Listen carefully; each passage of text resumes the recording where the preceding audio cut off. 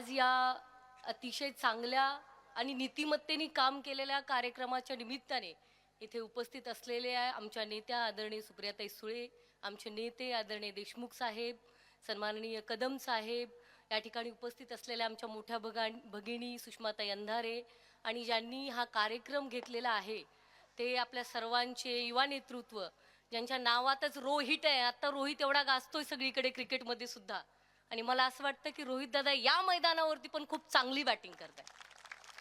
त्यामुळे आपण सर्वजण इथे उपस्थित झालात, मला या कार्यक्रमासाठी बोलवलं. खरं तर आता आम्ही आल्यानंतर पुण्यश्लोक अहिल्यादेवी होळकर यांच्या या पुण्यभूमीमध्ये आलो तर गजाढोल वाजवावाच लागतो, ती आमची संस्कृती आहे. आणि त्यामुळे भंडारा माझ्या डोक्याला त्यांनी लावला आणि म्हणले तुम्ही जरा घ्या ढोल. मी तो ढोल पण घेतला आणि झांज वगैरे वाजवला. मला लहानपणापासूनच ते सगळं आवडतं, ते माझी संस्कृती आहे.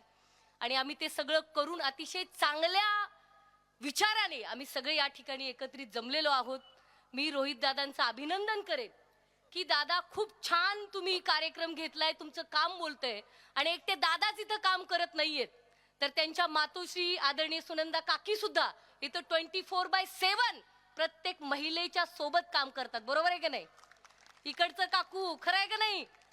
हा, तर ते एवढं सगळं चांगलं काम असताना एक पुरानी कहावत है उर्दू में, फानुस बनकर हिफाजत जिसकी हवा करे, फानुस बनकर हिफाजत जिसकी हवा करे, अरे वो शम्मा क्या बुझे जिसे रोशन खुदा करे. त्यामुळे लाईट गेली लाईट आली काय हरकत नाही, काय फरक पडत नसतो. माझं तर मत आहे जेवढा संघर्ष स्ट्रॉंग असेल तेवढा माणूस स्ट्रॉंग होतो. आणि कशाला दुसरे उदाहरण पाहिजेत? अरे शरदचंद्रजी पवार साहेब तुमच्या आमच्या समोर उदाहरण आहेत. 84 वर्षाचा हा वटवृक्ष भल्या भलेल्या दिल्लीला झुकवतोय, ही तुमच्या माझ्यासाठी मानाची बाब आहे. आणि त्यांना बघून आपण संघर्ष करतोय. मला लोकांनी पत्रकारांनी ताई विचारलं की गोविंद बागेत ह्यावेळेस तुम्हाला कसं वाटतंय. काल परवाला मी गेली होती. काका मी तुम्हाला सांगते, गोविंद बागेमध्ये नेहमीपेक्षा चौपट गर्दी होती. हे काम एका दिवसाचं नाहीये पवार साहेबांचं. गेली 65 वर्ष आदरणीय पवार साहेब काम करतायत आणि महाराष्ट्राची जनता त्या कामाला पाहते. सर्वांच्या मनामनात आदरणीय पवार साहेबांचं काम आहे. आणि त्याच पावलावरती संसद रत्न सुप्रियाताई बसलेले आहेत. अरे संसद रत्न कुणी होत नसतं रे, तिथे आहे जातीचे एरा गबाळ्याचे काय काम, असं संत तुकारामांनी म्हणलेलं आहे. आणि म्हणून सुप्रियाताई एकदा नाही दोनदा नाही 8 वेळा संसद रत्न होतात. माझं असं मत आहे, त्यांची कार्यकर्ता म्हणून बोलत नाही, पुण्यश्लोक अहिल्यादेवींचा वारसा आहे. आणि तो वारसा काय सांगतो? चांग भलं रे चांग भलं, आधी तुमचं चांगलं होऊ द्या आणि माझं मग चांगलं होऊ द्या, अशी नीतिमत्ता आदरणीय ताई असतील, आदरणीय पवार साहेब असतील यांची आहे. तुम्ही म्हणाल हा विषय का बोलावा लागतो, लोकांना सांगितलं पाहिजे. नुसतंच वाजवाजी जमत नाही, कशामुळे कशासाठी हे सुद्धा सांगितलं पाहिजे.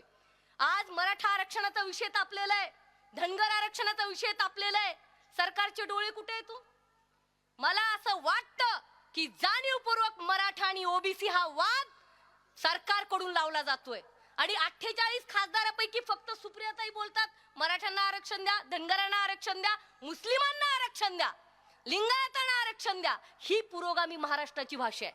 या ठिकाणी असंख्य तरुण असतील, कदाचित तुमचे विचार माझ्याशी जुळणार असतील नसतील मला माहित नाही, पण प्रामाणिकपणे सांगते आपण तुकोबारायांची पताका घेऊन वारीत चालणारी माणसं आहेत. म्हणून छत्रपती शिवरायांचं स्वराज्य एका जातीचं स्वराज्य नव्हतं. छत्रपती शिवरायांचं स्वराज्य हे 18 पगड जातींचं स्वराज्य होतं. ते भोसल्यांचं नव्हतं, ते जाधवांचं नव्हतं, ते कांबळ्यांचं नव्हतं, ते मुस्लिमांचं नव्हतं, ते सर्वांचं 18 पगड जातीचं होतं. आणि तो स्वराज्याची पताका आज कुठेतरी मला या सरकारकडून डगमगताना दिसते.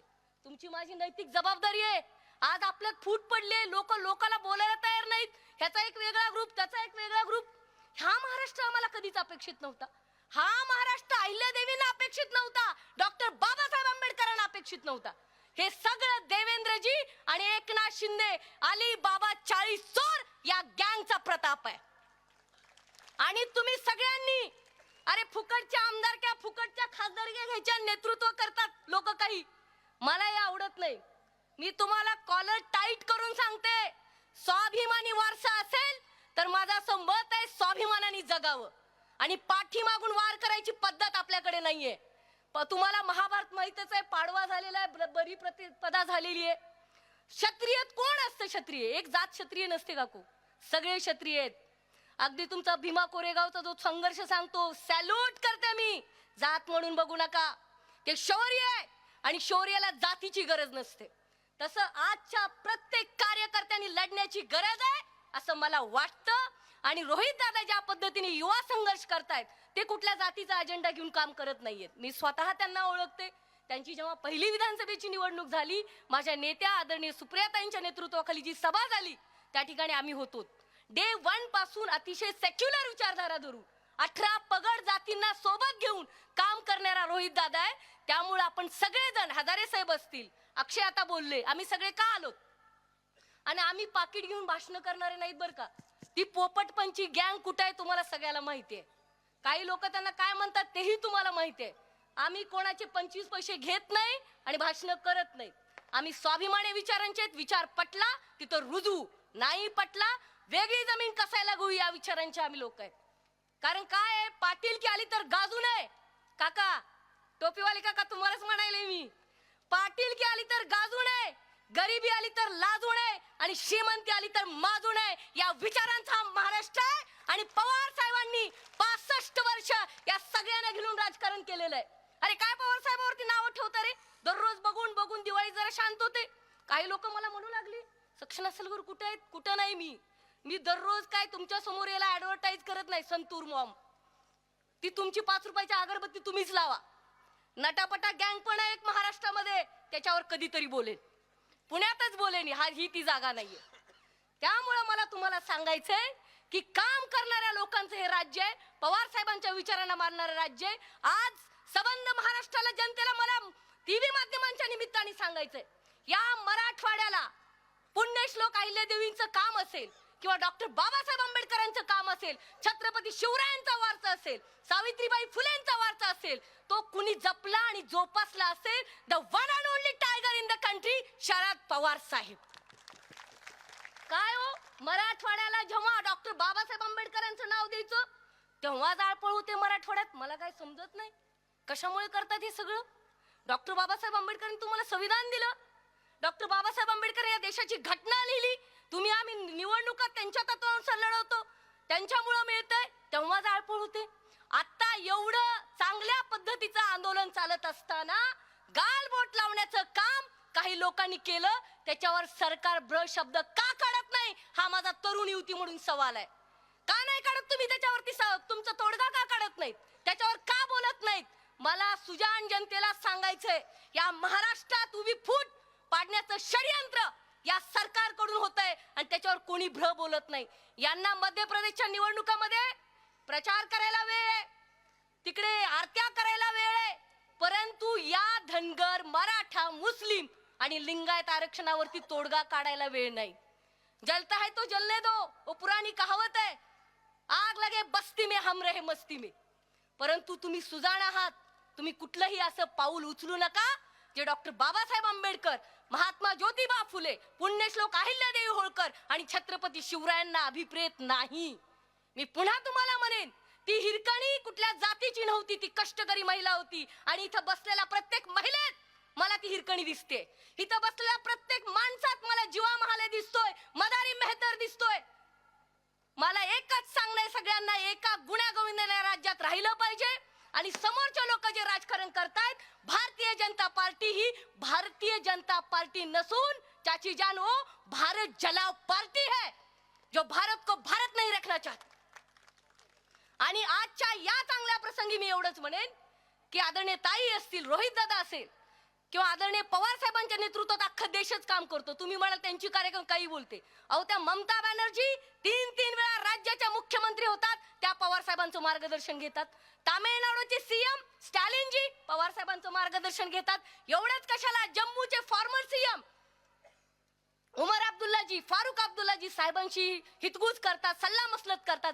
एवढं मोठं नेतृत्व असताना आपल्याला कमी काय पडलंय. ते काय होतं, घर की मुलगी दार बराबर होते. आपले महाराष्ट्राला काहीतरी तो शाप असेल. खरं तर पवार साहेब या देशाला न लाभलेले दुर्मिळ पंतप्रधान आहेत, हे मी छाती ठोकून तुम्हाला सांगते. आणि हे आपलं दुर्भाग्य आहे की आपण त्यांना बनवू शकलो नाहीत. त्यांना नावं ठेवू नका. तुम्ही तुमचं बघा, तुमचं काय आहे ते. आज रोहित दादा, मला तुम्हाला एकच सांगायचंय, मी ह्या पक्षाकडे येण्याचं कारणच मला पवार साहेब सुप्रियाताईंचा सेक्युलर विचारधारा आवडते आणि तुम्ही त्या विचारधारेवर चालतात आणि मी तुमचं अभिनंदन करेल. कुणी काहीही करू देत, आडवा आडवी. मी असं एवढंच म्हणेन की माझ्या हरण्याचा कुठे सवाल होता आणि जन्मताच माझ्या माथी गुलाल होता, असं पवार साहेबांचं आहे. तसंच कर्माने, धर्माने, स्वतःच्या संस्काराने तुम्ही राजकारण कराल, एवढंच म्हणेन. आणि जाताना एकच सांगेन, बचेंगे तो और भी लढेंगे और लढेंगे तो जीतेंगे जरूर. जय शिवराय, जय भीम, जय अहिल्या. लोकशाही मराठी ऐका, पहा, जागरूक रहा.